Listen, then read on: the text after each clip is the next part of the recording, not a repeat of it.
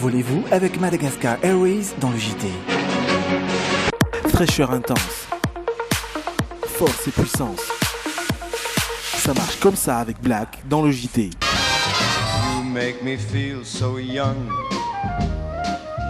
Tanora Chan atao anatin'ny le JT miaraka amin'ny Gent. Dans le Reality, la qualité à petit prix. Ireo fanaka manara-penitra sy amin'ny endry miavaka ao amin'ny tendance réalité miaraka amin'ny le JT. Héros, c'est l'ami des enfants à seulement 100 arrières. Découvrez les 5 saveurs du biscuit Héros, lait, fraise, pêche, vanille, orange dans le JT. Soka Vitre, fabricant poseur et spécialiste de pliage de tôle et bien d'autres, vous présente le JT. Telma, safidiko numéro 1 malagasy manolotra ho anao.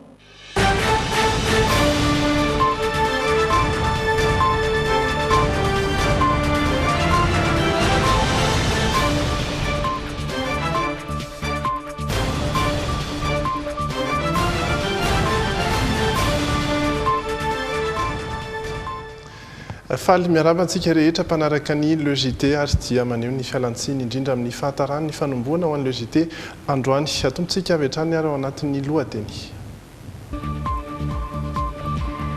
Fampatsiahivana ny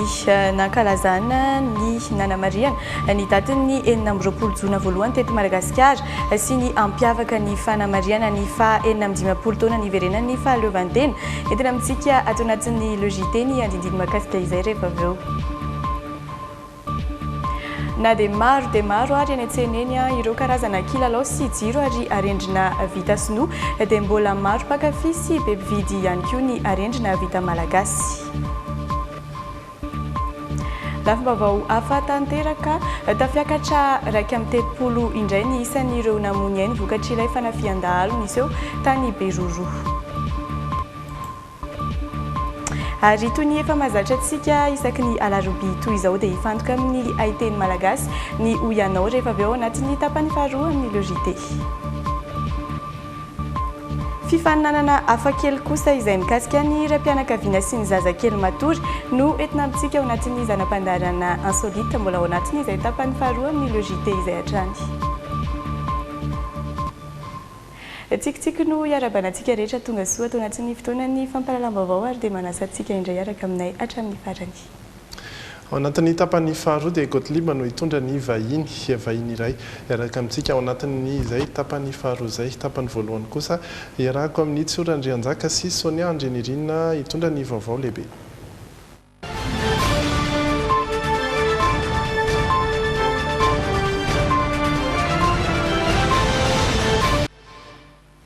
Manao Sonia.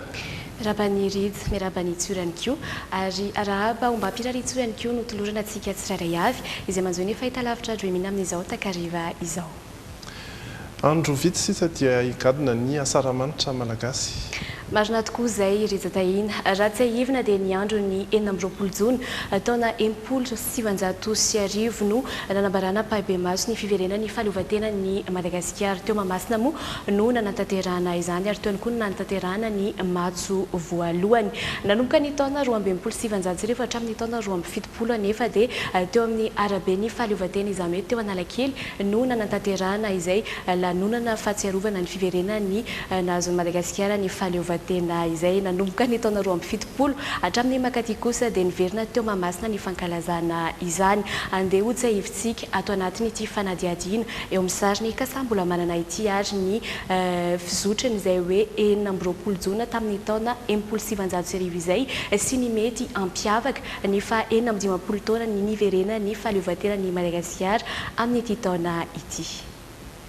20 jona taona 1790 no nanehoina ampabe maso ny fiverenan'ny fahaleovantena ny Madagasikara teto Mahamasina. Teto ihany koa no nanolorana voalohany ireo rezimanta iraisam-piadiana malagasy voalohany ny fanevam-pirenena izay midika ho fiarovana ny Madagasikara. Ny fanofaofana ny sainam-pirenena malagasy, ny firedonana ny hira-pirenena malagasy ary ny matso nandraisan'ireo miaramila sy zandary anjara no isana namarika io daty io raha ny fanazavan'ny Italiany serasera sy ny fifandraisana eo anivon'ny ministera ny fiarovam-pirenena. 20 taona teoriana rehefa mandalo eo amin'ny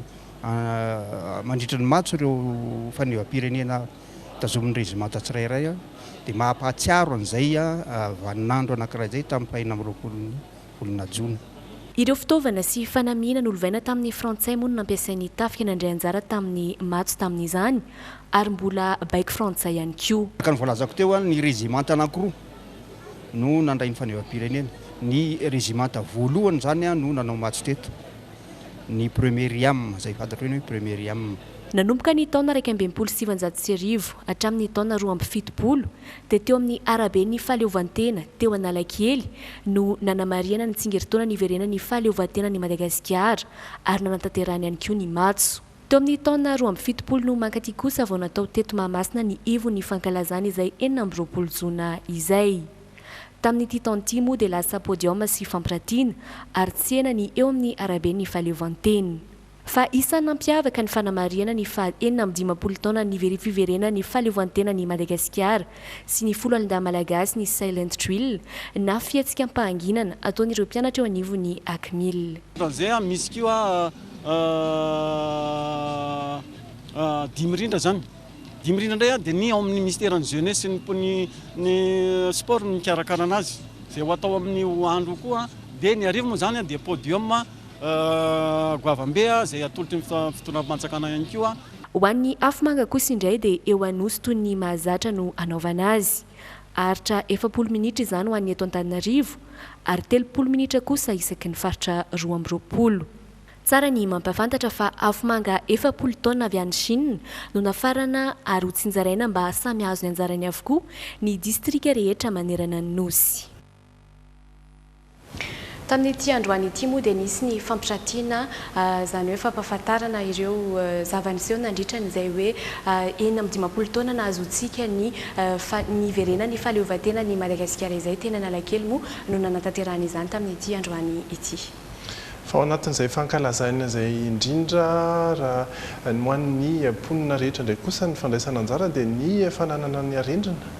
Marina tokoa izay ary tato anatin'ny andro vitsivitsy tokoa herinandro roa herinandro nifanesy dia saika tazana tena tsena avokoa ireo kilalao sy arendrina fitondra ao anatiny izay hoe fankalazana ny fetiny asaramanitra izay. Isan'ny nambaran'ireo mpivarotra izay sendranay moa teny Analakely teny fa na eo aza ny fitobaka ireo entana sy vokatra vita sinoa dia maro ary betsaka kokoa ireo malagasy manjifa ny asa tanana vita malagasy. Ndeha rahantsika ato anatin'ity fanadihadiana ity indray ary ny andendiny makasika izay mbola eo amin'ny rindran-tsary ny kasa mbola manana.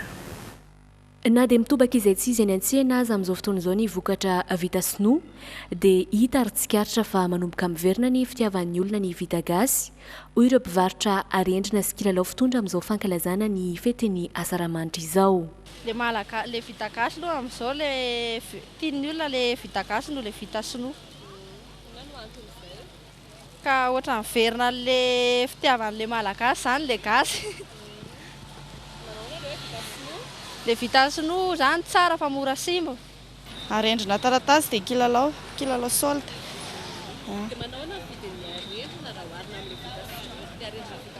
Le arendrina vita gasy zao tena mbola maivana mihitsy ny anaovan'le olona anazy fa le matiny le vita sinoa daholo ny olona.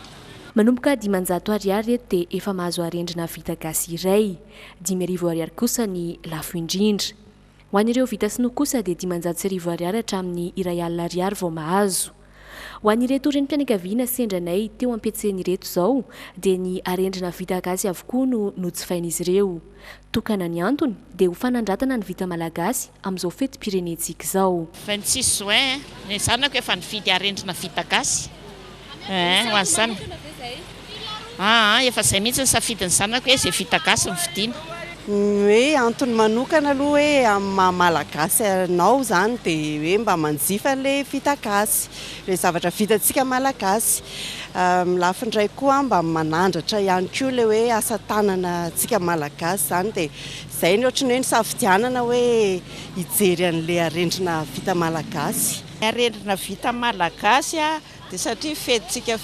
pirenena le malagasy dia hafa ihany aloha ny gasy ihany. Sady izay koa tony mba fitadiavan'ny ina moa izy teo malagasy oatra antsika mba indray mandeha isan-taona. Hatreto moa dia mbola mangingina ny tsena ho ihany ireo mpivarotra na dia efa andro vitsivitsy tsy hikadona ny daty ny 20 jona aza. raha ny eto Antananarivo manokana samy manana ny fomba fandraisany anjara amin'izay fankalazana ny fetim-pirenena izay ny boriboritany ary ozy rentsika manokana ny boriboritany fahenina. Izay tokoa satria dia hetsika ara-panatanjahantena sy ara-kolontsaina ihany koa no nomaniny teo anivon'ny boriboritany fahenina ao anatin'izay fankalazana ny fetin'ny asaramanitra izay hetsika ara-panatanjahantena izay hofaranana ny zoma ho avy izao. Mitondra amintsika ny andindiny makasika izay Andrialaina Andriamasy sy Anjara Kotonorainy. Hetsika ara-panatanjahantena toy ny basket FIBA 33, baolina kitra, tsipy kanety be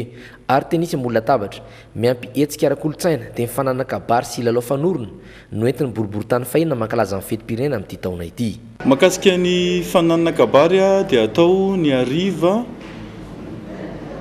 ny tontolo andro manomboka amin'ny valo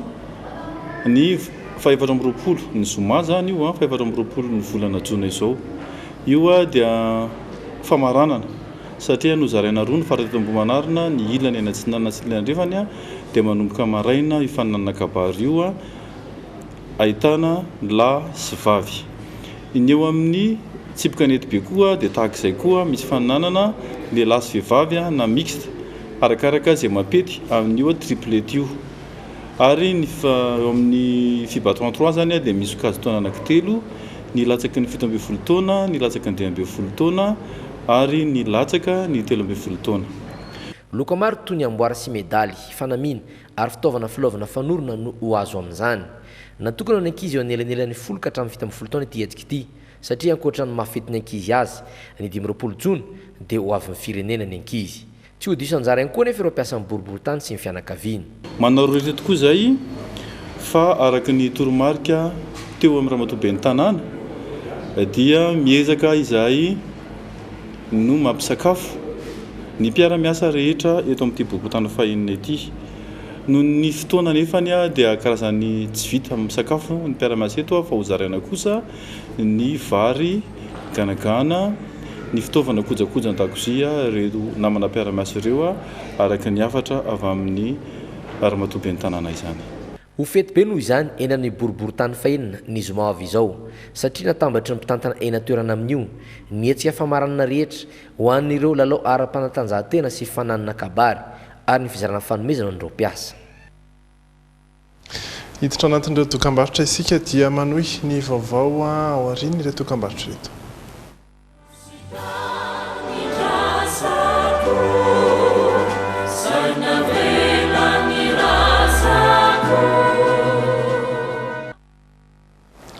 Mitoy ny fanarahanao ny logité amin'ireo vaovao maro samihafa ary dia ny vaovao mampalahelo avy any atsimo avy hatrany.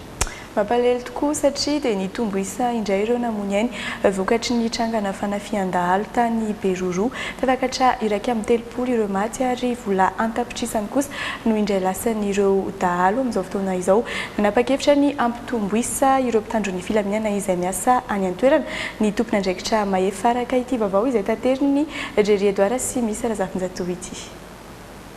Fanafiana roa samihafa no nitranga tamina toerana iray. Ny voalohany tamin'ny valora Sasamaraina ka naharatrana miaramila roa dia manamboninahitra letina ray sy adjudant ray hiazo fodiana any amin'ny tobin'izy ireo. Lieutenant anankiray dia adjudant anankiray. Io lieutenant io zany dia torabato zany na voazy teo amin'ny lohany tsisy ahina zany. Tsisy ahina ny ainy zany. Ny anankiray le adjudant kosa dia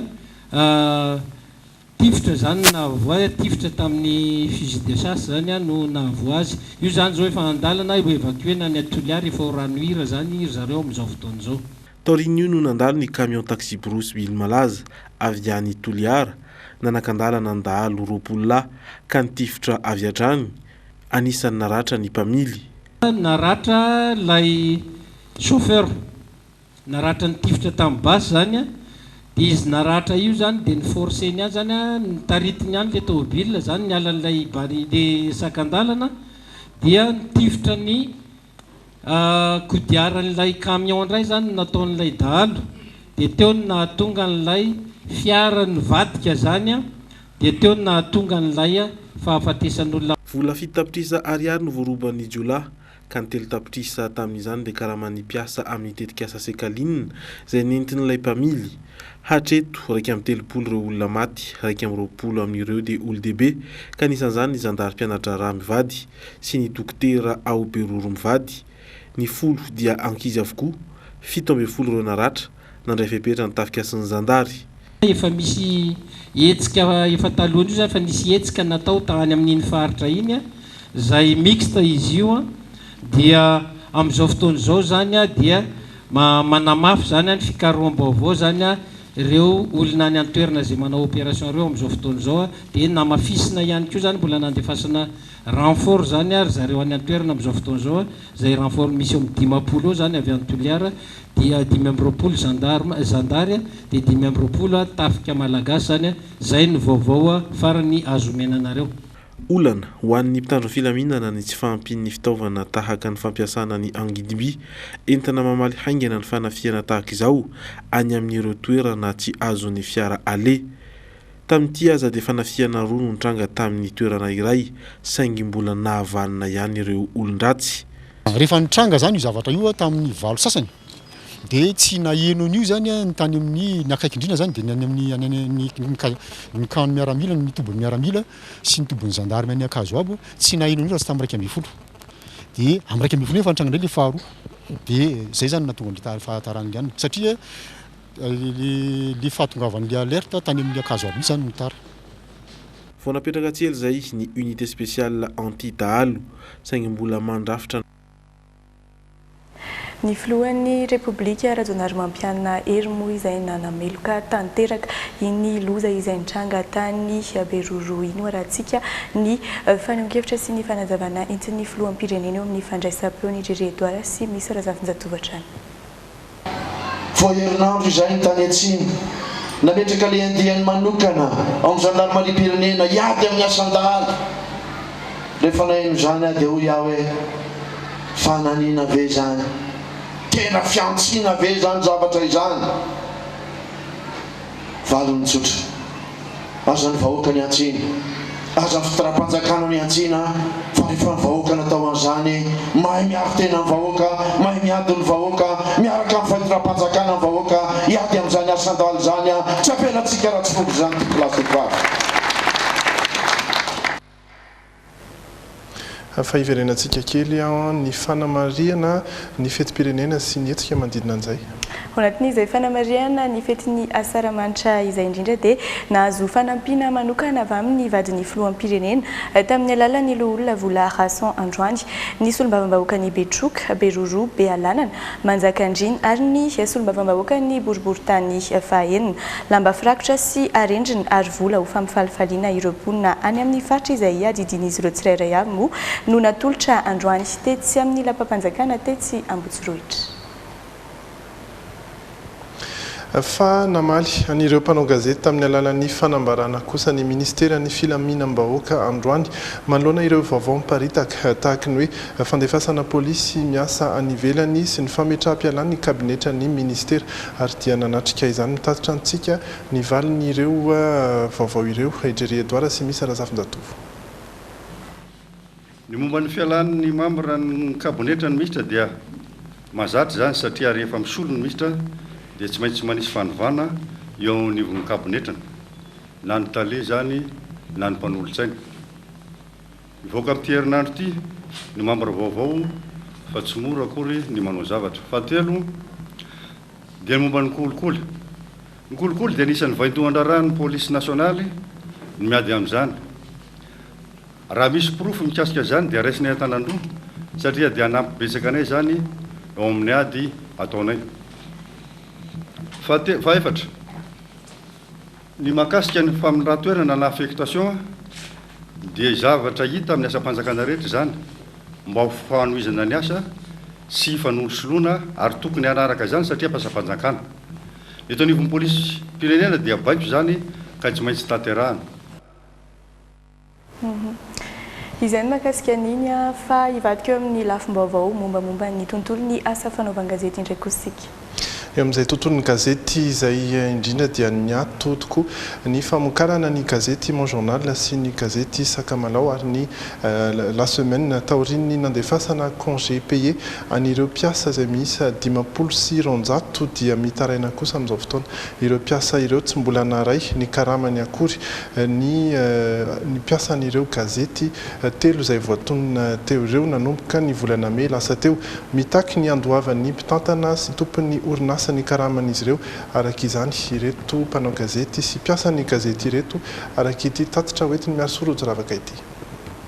Tsy hoe nakatony fanjakana na hoe noho ny mpiasa tsy te hiasa no nampiato ny famokarana ny gazety Mon Journal sy Sakamalao ary ny gazety Boky La Semaine fa safidy ny rafi-pitantanana eo anivon'ny vondrona Procom izay nanapa-kevitra ny andefa ireo mpiasa ho congé payé nanomboka ny 3 May teo raha nizotra tsara ny asa rehetra hatramin'ny volana Aprily 3 volana ny odinan'ilay orinasa gazety. Ny mpampiasa no miteny anay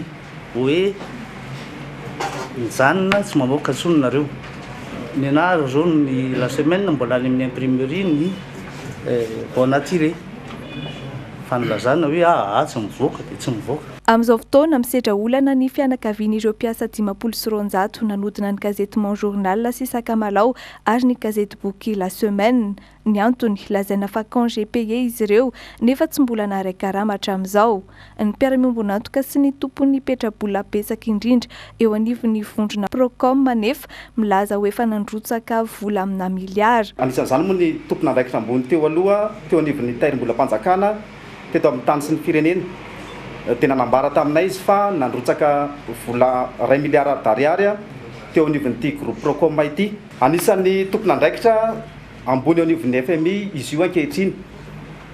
ary mahafantatra ny zava-misy ve ny FMI manoloana izany toedra raha izany satria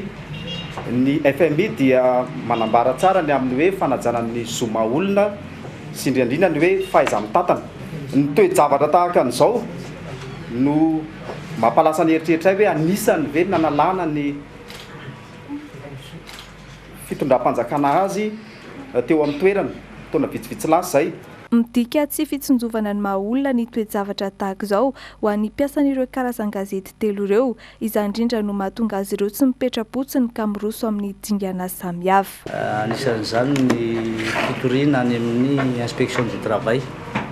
anisan'izany koa ny fitoriana any amin'ny tribunal. Azo lazaina ho mikorotan-tsaina araka izany ireo olona 509 manodina ny gazety Mon Journal sy Sakamalao ary ny gazety Boky La Semaine miheviteny ho mbola mpiasa izy ireo satria nomena congé payé mandra-pisiny ny fanapahan-kevitra vaovao avy amin'ny rafi-pitantanana. Mbola kamantatra kosa nefa hatreto ny fotoana andraisan'izy ireo ny karamany sy iverenan'izy ireo mandray ny asany indray. Mbola tsy nisy fampiantsoana avy amin'ny mpitantana ny orinasa rahateo.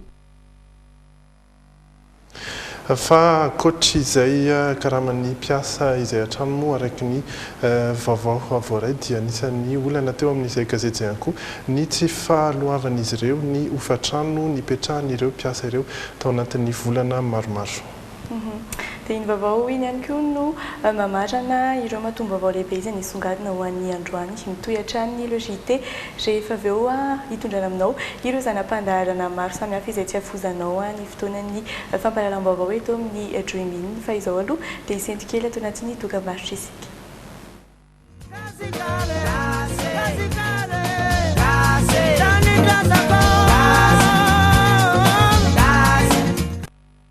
Namoaka ny mpianatra miakanjo tsara andiany faharoa amby roapolo tany amin'ny Madagasikara espace ny Ecovan-Antananarivo tamin'ny asabotsy 20 volana jona 2024 lasa teo. Mpianatra miisa 70 mianadahy mianaka izay niatrika ny sampam-piofanana coupe et couture no nandray ny diplôma ara-panjakana tamin'ny fotoana io. Tonga natrika ny lanonana ny manam-pahefana isan-tsokajiny. Nankasitraka ny mpianatra ary namporisika azy ireo irosy bebe kokoa amin'izay lafiny zaitra izay ny kabary nataony Ramatoa Filoha Taledy Général ny Ekova volana Razana Manalina. Tamin'ny fotoana io ihany koa no nampitsehony ireo mpianatra ny zava-bitany tamin'ny alalan'ny filatrona. Nisy tamin'izany robe de mariée, tenue de sport, robe de soirée, tenue de cérémonie,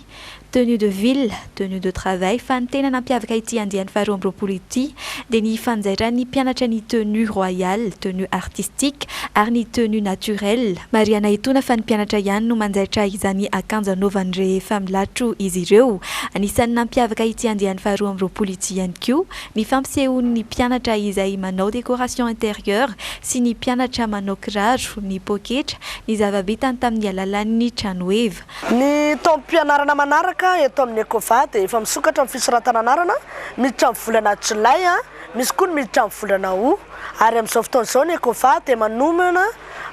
cours de vacances ho an'ireo te hianatra anjaitra nefa sahirana ny taom-pianarana nandritra ny fianarana dia mikasa ny hianatra anjaitra. Ny Ekova dia manao ny formation de décoration toy ny couvre-lit, couvre-salon, rideau, lay, couette, coussin, décoration événementielle sy ny décoration salle.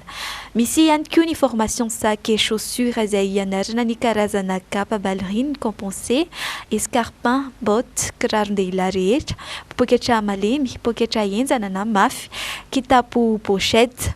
Ary ny formation zone franche izay ianarana ny machine industrielle mba hahamora ny fitadiavana asa. Ny Ekova dia misy ivitoeram-pampifoanana 20 manerana ny Madagasikara amin'izao fotoana izao. Ary dia iny ihany koa ny antsika miditra anatin'ny tapany faharoa fotoana izay iarahako manokana ny androany amin'ity vahiny tsara tarehy ity Soa Miangaly. Manao ny ianao? Soa Miangola. Miangola azafady indrindra. Ya, miarahaba antsika rehetra. Mijery ny fandaharana Soa Miangola hitondra aminareo ny fiakanjo, ny filatro ary anosika mafy ny resaka momba ny mahamalagasy atsika. Ampidiritsika raha maso lavitra mivadika.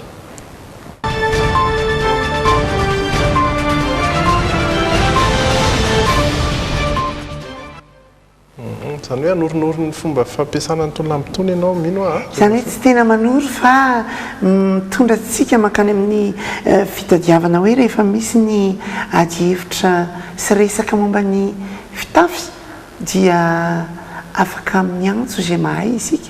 mandeha manontany isika, manontany ny efa zokonjokony isika, mianatra momba an'izany fa ny zavatra tena aporisiana antsika dia mirosoa amin'ny tahakan'izao. Ary dia miarahaba antsika rehetra aloha mety ampiandohana moa apetraka ny tsarava tompoko ho antsika rehetra hafa ihany koa ny mbola tsara, ny akory, ny miarahaba rehetra manerana nosy izay mijery faly Soa Miangola. Fa mahafinaritra koa ilay anao vandrija azy hoe Soa Miangaly, mahafinaritra ihany koa. Ny zavatra hita fitsika amin'ity androany ity dia hoentina manindrahindra sy manandratra ny mahamalagasy atsika. Zava-dehibe zany satria matetika adino zany zavatra zany ary dia misaotra betsaka anareo satria misy ny namana nanao Ansoavo, ny omaly, ny afaka omaly, ao ny namana izay mandeha vavatra any amin'ireny tompon-tserasera samihafa ireny dia tonga tokoa ity satria nisy ny namana mahafatrapona natitra ho anareo, misy ihany koa ny namana akaiky anay izay samy mbola hotonona ny faran'ny fandaharana na mpitafy antsika tahaka an'izao, na porisika antsika sy nanome antsika ary ny laza fa mbola misy ny zavatra tsara amin'ny mahamalagasy. Ny zavatra anisany mahafaly tamin'ny fotoana rehetra teo ritsy dia ny resaka nataonareo amin'ny matoam-baovao anareo momba ny hoe ny arendrina dia mbola mazoto mividy arendrina ny malagasy. Ny momba ny fankalazana ny fety dia mitsorona fa tsy isika no namorona ny vanja, tsy isika no namorona ny afomanga, tsy maintsy mampiasa n'iny tsika raha hoentina mifalifaly. Zany kory tsy midika hoe adinontsika ny mahatsikatsika ary misy ny fampiratiana hitako tamin'ny matoam-baovao nareo teo tany am-panombohana dia mahafinaritra ireny ary amporisihana ny rehetra ny mandeha any amin'ireny ary hoento ny ankizy mijery hoe nanahoana ny fikonokononana ny fahaleovantena, inona ny zavatra nitrangana azona ny fahaleovantena, nanahoana ny fikomin'ny malagasy, inona ny fifandraisana misy eo amin'ny frantsay izay nanjanaka atsika sy malagasy isika izay misy ny taranak'ireo izay tena nitolona nanome ny ainy ho an'izany fahaleovantena zany. Misy ny resadresaka rahatantara tahaka ny hoe ny 7 marsa sy ny 4 jona dia tahaka ny daty nomena sy noterena ihany fa tsy ireo ny tena tokony ho fahaleovantena. Ny hira-pirenena malagasy dia misy ny tokony ho tsaratsara kokoa noho izay tsy tena izay no atevitra mipetraka fa ny fahatsapantsika rehetra malagasy taranaka malagasy hoe misy zavatra tsy maintsy ifanarahana ao anatin'ny tantarany firenena sy tantarany vahoaka rehefa nekena sy ny fanarahana fa 20 jona 1700 no natolotry ny frantsay atsika ny atao hoe fahaleovatena natolotra filohampirenena voalohany tamin'izany ry Mato Philibert Tsiranana dia izay no atao hoe fifanarahana raha ny teny frantsay ohatra dia hoe conventionnel ny fahaleovatena nomenantsika tamin'io fa isika malagasy kosa zay efa nomena saina nomena filohampirenena nomena sainam-pirenena nomena hira-pirenena nomena lapa-panjakana nomena firenena netitsika nankaiza inona ny nataontsika inona ny zavatra vita amin'izao fotoana izao raha isika menakavy no miara-misalahy miara-miteny hoe tsy miverina fa mitady ny lalana tokony hanomboana indray dia mankany amin'ny tsaratsara zay ka zao ataontsika izao ianao mitafy lamba landy mitafy lamba voarary za mitondra ny elo zay elo mety tsy vita malagasy ty fa fomba kosa netitsika naneo fa ny vehivavy malagasy dia manana maha izy azy ary ny filalaovana tanisa sy ny fanaovana rendrina ny fanaovana tamaboa ny fanaovana tsobato ny fanaovana fanorona amin'ny fotoana ny fandrona teo amin'ny fetin'ny mpanjaka ary ny fahaleovatena 20 jona dia zava-dehibe matsika malagasy zany ny ty amiko zao ny solomaso nanaovako teo solomaso vita amin'ny tandroka izay nasiana ny vera tokony ho veran'ny masoko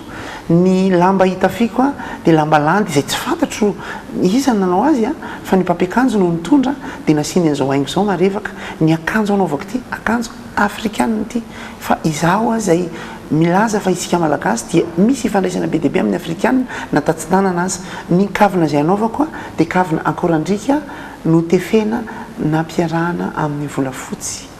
ny fanajanany ny tena tsy fiavana vonana amin'ny any hafa fa dia faly tompoko manolotra an'izany ary mampirisika atsika anaja sy ny indrindra ny mahamalagasy somiangola avanareo ya sotranao somiangola mbola iresaka ety moa tsika anisany noresahana ohatra ny lamba sy ny fomba fitondrana azy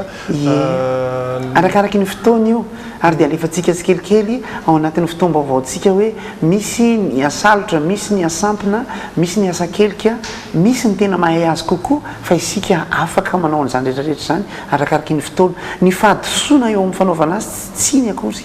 satria ny tsy mahalala tsy fahotana fa isika kosa tokony miroso mankany amin'ny fitadiavana hoe iza no afaka hanoro boky takininona ny tokony ho vakin'ny ankizy raha aman-dreny takininona ny tokony ho an'nytanina fa ny resaka hoentina manasoa ny fiarahamonina sy hoentina manindraindra ny mahatsikatsika ijorotsika amin'ny tongotra roa ijerentsika mandroso ary hoentina mampandroso hatrany ananatsika ireo fa ny finiavana ny tokony ilaina ny finiavana ny tokony izy ny masona zany dia ny atsapatsika fa ninina mitranga hito amin'izao tontolo izao malagasy manana maisy azy ya mbola iresaka an'izay zany sika rehefa avy eo fa zao aloha tsy alalavitra an'izay malagasy zay ny ho ianao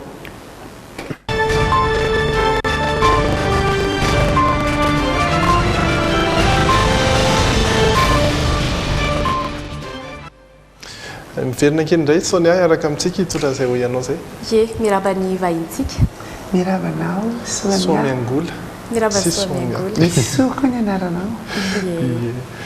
ohabolana no etsika androany ye fanomezana ohabolana iray izay indray no nanontaniana ireo sendratsika tamin'ny tianio ity aza atao fitiroram-paraky inona mety toy an'izay taonantsika vetrany ary mba misy ohabolana iray ty raha misy azonao tomisana aza atao fitiroram-paraky zany tsy haiko za mihitsy zao mbola tsy lenarako zany ohabolana zany tena tsy mahay mihitsy na kely ary tsy mahay ohabolana tiany any dia arora ndray ve ohatra saina tsy haiko ty za tena tsy fantatra mihitsy za koa mbola tsy mahafantatra mihitsy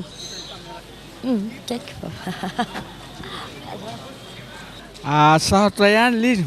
tiana nefa hohanina dia ajanona ny tena mety ny tena marina ajanona mihitsy eo fitiroram-paraky tiana dia akifikifika ihany koa azo ajanona tonga dia mazava zany resaka zany tsisy diso zany zany nizy nareo nianatra za tsy nianatra aza atao aroram-paraky zany rehefa ndroram-paraky reo vazava tiana zany tovavy aza atao fity varavaranao za ka tiana ihany ka ronjoronjona aza atao fina-paraky hohanina fa tsy atelina fa arora arora amin'ny tany ozy izy a tsy tiany biby nefa hoatelina mangidy aza atao tia rora-paraky tiana ihany ampatsatelo ohatrany tsy haiko a tsy mahay ina eky ty zany aza tia firora-paraky aza tia firora-paraky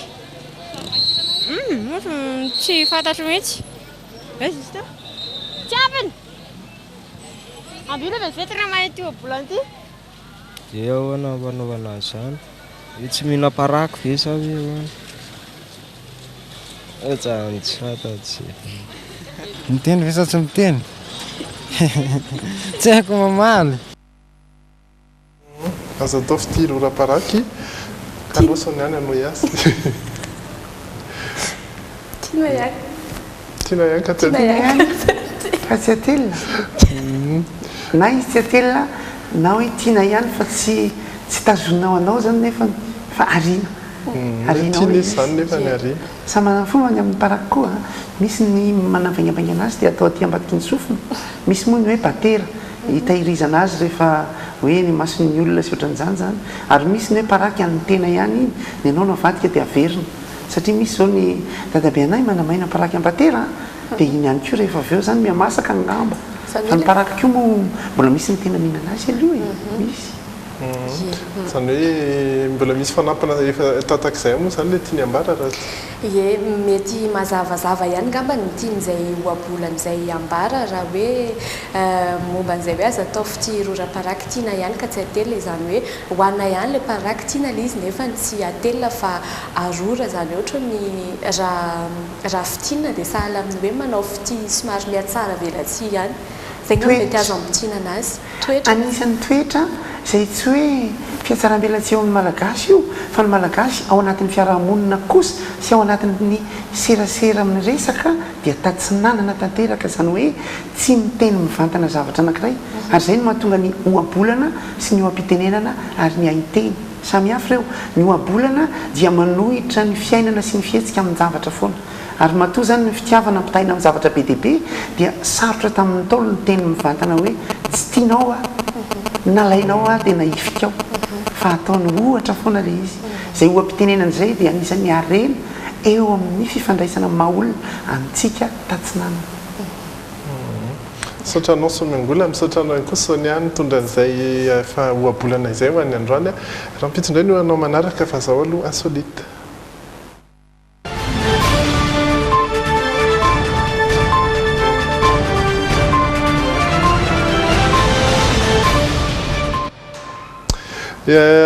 resaka kely fety isika any États-Unis fety izay nankalazany eran-tany fa ny tany États-Unis no mahafakely azy ny fetiny ray tamin'ny alahady teo izy tia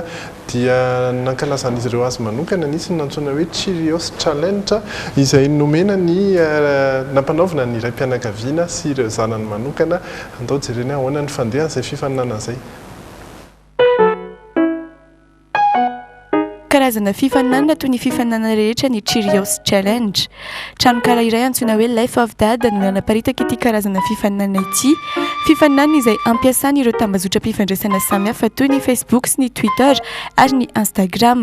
Tsotra ny ifandraisana anjara amin'ny Cheerios Challenge. Maka ireny céréales ireny, andrasana atory ny zazakely ary alahatra lavalava eo aminy ireo céréales tsirairay. Izay no maha Cheerios Challenge azy.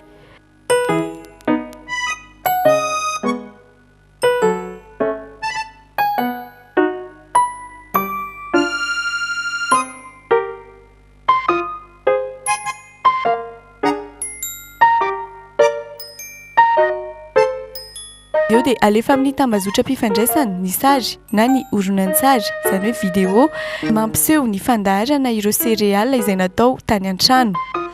ary dia misy mahavita mandahatra céréales lava dia lava efa ho atsasa-metatra mihitsy.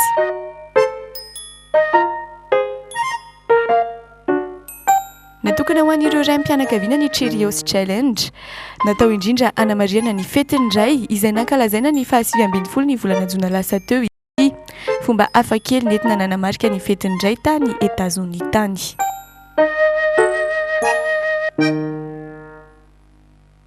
Mahafinaritra. Tena mahafinaritra ary tsapa mihitsy ny Amerikana ny any ivelany mahita zavatra mahafinaritra ohatrany dia tsy tsiny a no milalao ohatrany rehefa matory ny zanakintsika dia andao mba hilalao ohatrany fa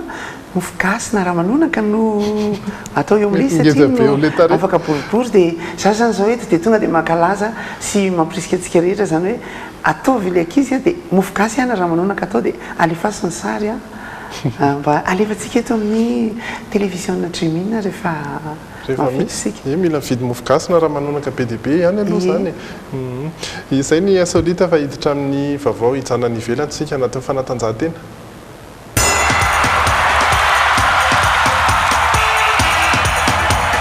Paris Sport, ianao no misafidy.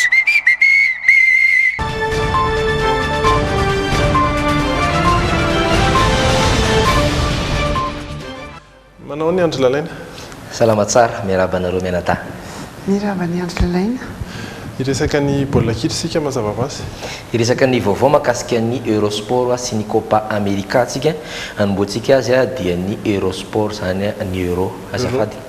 Fiadina tomponakany Europa ho an'ny ekipa pirenena voka-dalao ho an'ny omaly isa nanamarika ny omaly ny nandreseny Croatia ny Espagne sady rahantsika miandalany sary mamitina moramoritsika ao anatin'izany napiditra ny baolina voalohany zareo Espagnol teo minitra fahafito tamin'ny alalany tolotolotra mazava ho azy fanao ny Espagne toy izao ary nofaranany Morata izany baolina tsara tare tokoa raha fisotrany lalao tolotra maro dia tonga lavitra tokoa afidra taminaty arato mazava ho azy taorin'izay dia nasahala ny isa ry zareo Croate tamin'ny alalany Kalinic ity aloha le baolina tokony faty saingy mbola tsy tafiditra tao anaty arato raha ny voalaza ny teknika vaovao ny fédération supérieure mihitsy amin'izao fotoana izao tsy mbola tafoatra ny tsipika izany ary dia tamin'ny minitra fadimy efapolo ny baolina tafiditry Kalinic izay loha laharany zareo Croate taorin'izay ihany koa raha tsika miandalanao ihany nisy ny penalty izay azon'ny Espagne tana minitra fa raiky amby fitopolo saingy tsy tafiditry Sergio Ramos izany penalty izany iny no namadika ny lalao rehetra tamin'ity fihaonana ity ka nampahazo hery andry zareo Croate natonga azy ireo natafiditra ny baolina fandroany tamin'ny minitra fahafito amby valopolo valim-panafiana izay nentiny loha laharana Croate zay marina fa tsy manjokitsa satria tsy lalao teto na manjokitsa na Modric samy tsisy lalao avokoa anisany favoria amin'ity ekipa ity nefa dia natafiditra baolina ronoray iry zareo izany vokatra izany no nanimba ny nofinofiny Turquie saika mba hiditra ho any amin'ny laharana voalohany amin'ity vondrona misy azy ireo ity satria na dia nandresy tamin'isy ronotra azy Turquie nanoloana ny républicain tchèque tamin'ny baolina tafiditry Ilimaz teo minitra fahafolo sy ny baolina tafiditry Tufan tamin'ny minitra fadimy amby enimpolo dia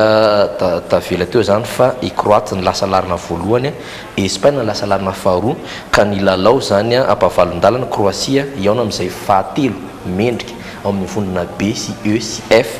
ny sabotsy alina ho avy izao Italie kosa no andray any Espagne Italia izay efa tafita ho any amin'ny lalao ampavalon-dalana na dia mbola hiatrika ny Irlande azy ireo ny Wall izay no mahakasika ny Euro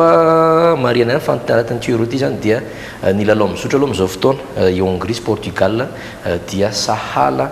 3-0 ny lalao Portugal zay tsy maintsy mitady fandresena raha te hiatrika any amin'ny dingana ampavalon-dalana ihany koa raha tsy hiady ilay antsoina hoe fahatelo mendrika ao anatin'ireo vondrona misy azy dia vondrona B sy ny E ary ny F misy azy mazava ho azy so dia misy mendrika koa moa izy ireo dia izay no mbola hiadiny Portugal indray aloha amin'izao fotoana izao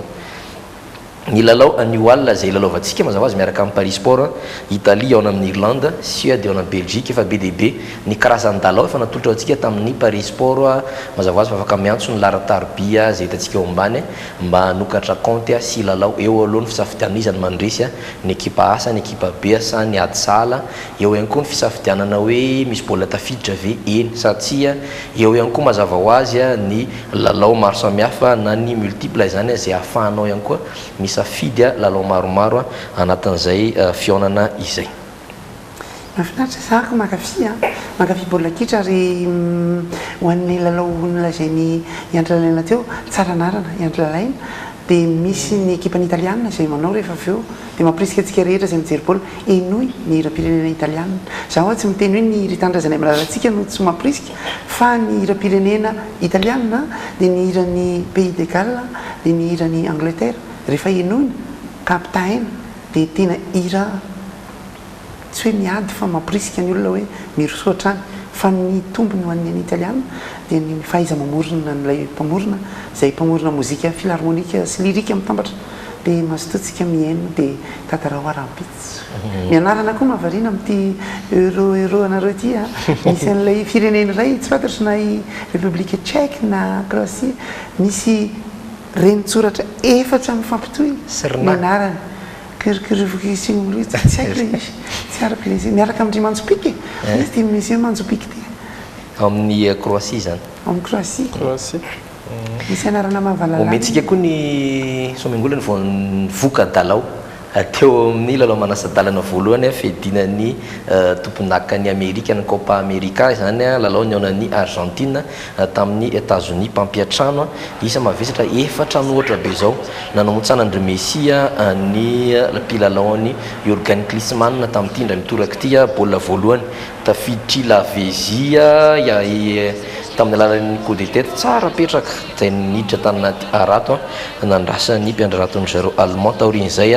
ny coup franc izay niditra tany amin'ny raha filazam-panao bala dia tany amin'ny angle 90 nidakany Lionel Messi ary dia tsy nisy ho raisina mihitsy zany coup franc izany taorian'izay natafiditra Bolindro Higuain teo amin'ny minitra fa 50 sy ny tany amin'ny minitra fa 9:20 mazava ho azy fa dia ny tolotra madinidinika faranana amin'ny tolotra lava ny lalaon'ny zareo Argentin hatreto aloha ary izy ireo dia efa nanambara mihitsy fa tsy maintsy bata an'ity amboara ity amin'ny tindra mitoraka ity rehefa resy tao anatin'ny famaranana indroa misesy hatreto aloha dia mbola Messi no mpampidi baolina be indrindra ny Wall ny lalao manasa-dalana faharoa Colombie iona amin'ny Chili tsy dia tiako loatra mampaniry volombava be ry zareo Messi sy fananindry zareo mihitsy zany mba nehoana hoe fa matotra izy ireo satria be lehibe zareo voakena tany dia hoe aleo ny volombava aniry toy ny Samson zany satranao Andry Lalaina fa iresaka vaovao hafa indray sika ao anatin'ny ahitag rehefa avy eo fa mbola misy ny vaovao avy eto an-toerana indray reto aloha vaovao mahakasika ny fampiantrano antsika ny lalaon'ny tanora teny Ivan-Dranomasina Indiana anomboka ny 17 ny volana Jolay ho avy izao nampiantrano antsika izany mikarataka mafy ministera mpikarakara azy ity izay mitira fantanjahantena hitady ny fanampiana anatotosana hatramin'ny farany hatsaka sy andavana izy amin'ny fampiantrano antsika azy zany androany dia efa nisy ny orinasa namaly azy dia ny orinasa mpitatitra maneran-tany antsoina hoe DHL na dia mbola isy iray volana mahery aza vao tonga ny fotoana ampiantranotsika ny lalaon'ny tanora teny Ivan-Dranomasina Indiana andiany fafolo na ny CJSOI dia efa nanambara ministera amin'ny fanatanjahantena fa efa ho ny 570 ny fanomanina izao no tratra mezaka mamaha olana tsy kelikely raha teo ny ministera ka isan'ny efa voava izao ny sehatry ny fitaterana izay raha ny miasa amin'ny orinasa DHL ao anatin'izay DHL ny anjara hoentin'ny DHL dia manampy bebe koa amin'ny fitaterana ny entina rehetra sy ny fanampiana ny fitaterana ary ny antony anankiray ihany koa dia mitondra ny anjara briky ny manampy ny fanohanana ny sport eto Madagasikara. Ny tena marina moa zany dia eo misehatra ny fitaterana no tena nandraisan'ny zareo anjara be dia be ka manamora sy indrindraindrindra manampy be dia be sahady amin'ny fitaterana eto toerana miainga avy any amin'ny aéroport makany amin'ny toerana mirotrano fandraisam-bahiny miainga avy amin'ny trano fandraisam-bahiny makany amin'ny site de jeu miala amin'ny site de jeu makany amin'ny toeram-pisakafoanana miala avy amin'ny toeram-pisakafoanana miverina amin'ny site de jeu miala any amin'ny site de jeu miverina any amin'ny trano fandraisam-bahiny ary mamerina azy ireo ihany koa any amin'ny aéroport rehefa tapitra ny lalao. Tsy misy tombony betsaka andrasan'ny orinasa DHL afa-tsy ny fanampiana ny tanora sy ny fanatanjahantena ary ny fampafantarana ny asan'izy ireo dia ny fitaterana maneran-tany. Etsy andany dia nanambara ho mbola misokatra malala-tanana ny ministera ny fanatanjahantena amin'ity fampiantranoantsika ny CJSOI manomboka ny 3 Jolay ho avy izao ity. Masto ia iresaka ny teknôlôjia tsika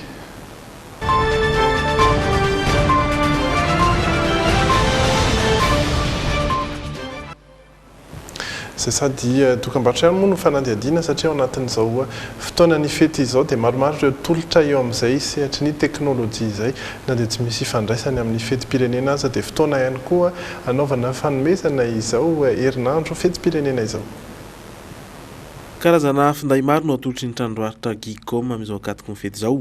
amin'ny sarany natao an'ny fahefa-mividy rehetra izany ary azo jifaina amin'ny Supreme Center Beoririka box 119 sy 416 mampiavaka ny tolotra ny fanaovana fihenam-bidy amin'ny fomba tsy dia fahita firy. Rehefa tonga ato ianao dia manao akitsapaka ary amin'io akitsapaka io dia manomboka amin'ny 10 000 ariary ilay izy hatramin'ny 100 000 ariary 50 000 francs hatramin'ny 500 000 francs ka rehefa mahazo amin'io ianao dia rehefa anjifa zavatra ianao dia mihena arakarak'ilay fihenam-bidy ny zavatra vidinao ankoatra ny vidin'entana efa milatsaka dia milatsaka. Anisan'ireo tena atolotra mandritra izao fety izao ohatra fotsiny ireo karazana finday Samsung S3 Mini sy ny S3 LTE izay samy manana ny mampiavaka azy. Ankoatra izay misy ihany koa ny finday atolotra anao amin'izao fety izao. Ny voalohany amin'izany dia ny S3 Mini 1 giga de RAM misy ity dual core 5 mégapixels ny fakan-tsariny Android 4 ary 8 giga ny mémoire interne. Ny faharoa kosa indray dia misy an'ity S3 LTE ity 2 giga de RAM misy ity quad core 32 giga interne ary 4G ny réseau-any. Tolotra fotsiny ihany ireo fa mbola maro ireo entana afaka jerena ao amin'ny tranombarotra. Manaraka izany ny asa hafa toy ny fanamboarana finday sy ny fivarotana ireo kojakoja ilaina amin'ny finday sy ny teknôlôjia vaovao. Ao amin'ny Gicom box 119 sy 416, ao amin'ny Supreme Center Beoririka no ahitana izany. Ho an'ireo liana ny teknôlôjia izay fa iresaka avy hatrany ny toetry ny andro sika alohan'ny amaranana ny logité.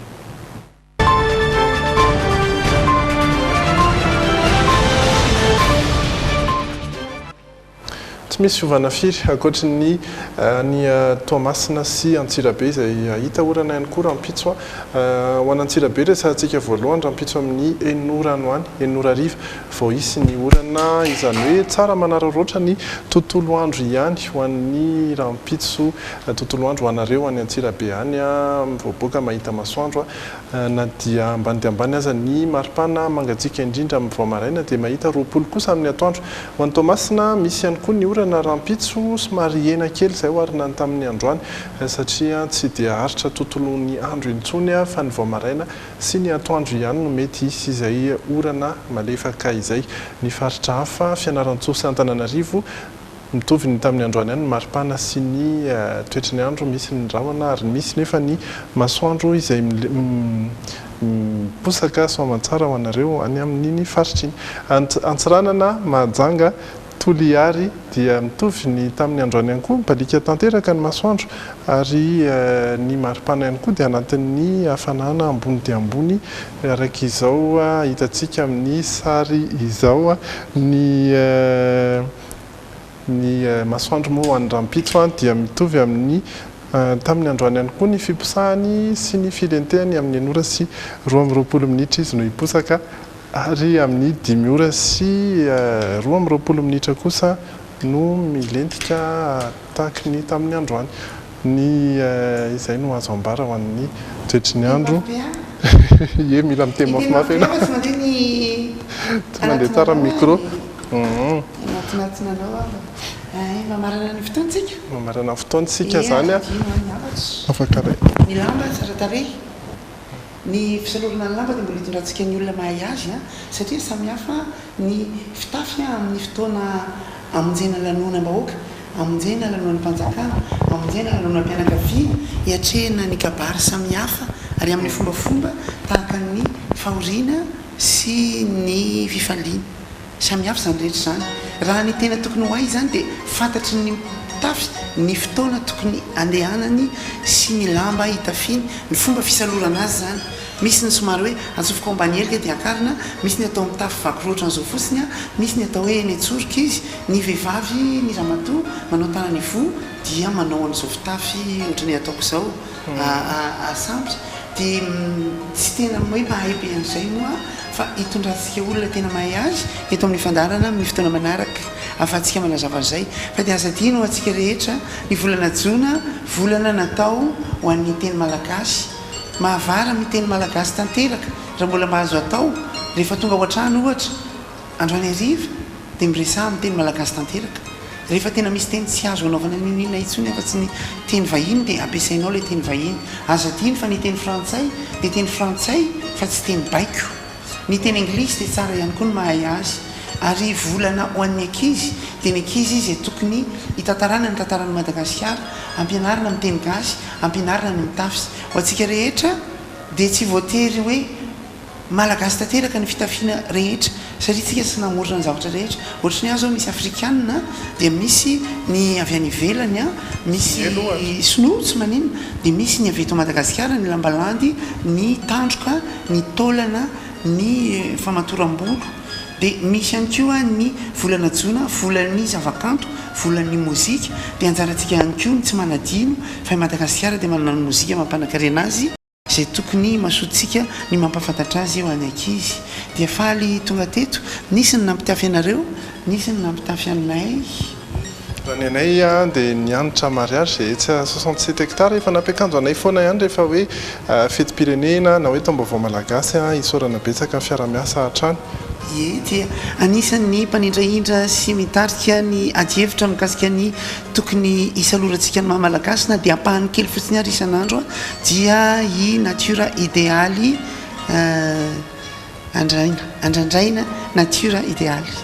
dia isoranareo rehetra mpiara-miasa mbola hoety ihany moa tsika hatramin'ny alahady a izay resadresaka n'izay fankalazana ny fety zay a sy ny fandehan'ny fety a fa dia mametraka ny mandram-pionantsika rehetra ary manantena na hitantsika isan'andro ny veloma mandram-piona ihany koa i soa miangola avanareo zay somary kopakelatra ipita-ranomasina hitondra n'izany adievitra ny mahamalagasy zany amin'ny fitafy amin'ny fiteny ny fihetsika ny toetra fa soa ty tanindrazantsika ity ka aza variany lavitra veloma tompoko